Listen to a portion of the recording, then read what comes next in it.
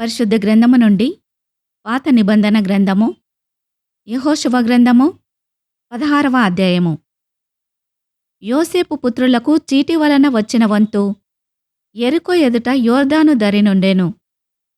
తూర్పుననున్న ఆ యెరికో ఏటి వెంబడిగా యెరికో నుండి బేతేలు మన్యదేశము వరకు అరణ్యము వ్యాపించును.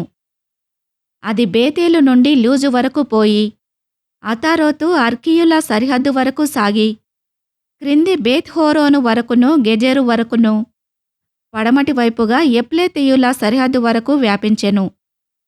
దాని సరిహద్దు సముద్రము వరకు సాగెను.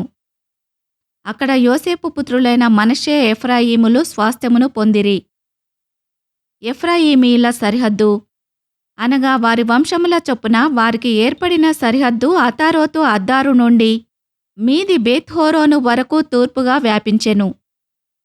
వారి సరిహద్దు మిక్మెతాతు నొద్దనున్న సముద్రము వరకు పశ్చిమోత్తరముగా వ్యాపించి ఆ సరిహద్దు తానార్సీలోను వరకు తూర్పు వైపుగా చుట్టూ తిరిగి యానోహ వరకు తూర్పున దాని దాటి యానోహ నుండి అతారోతు వరకును నారాతా వరకు నుండి యెరికోకు తగిలి యోర్దాను నొద్ద తుదముట్టెను.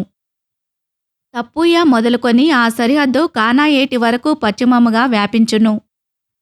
అది వారి వంశముల చొప్పున ఎఫ్రాయిమీయుల గోత్ర స్వాస్థ్యము.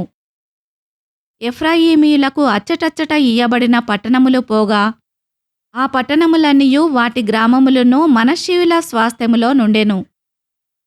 అయితే గెజెరులో నివసించిన కనానీయుల దేశమును వారు స్వాధీనపరచుకొనలేదు. నేటి వరకు ఆ కనానీయులు ఎఫ్రాయిమీయుల మధ్య నివసించుచు పన్నుకట్టు దాసులై ఉన్నారు. ఈ వాక్యమును విన్న మిమ్ములందరినీ దేవుడు దీవించునుగాక. ఆమెన్.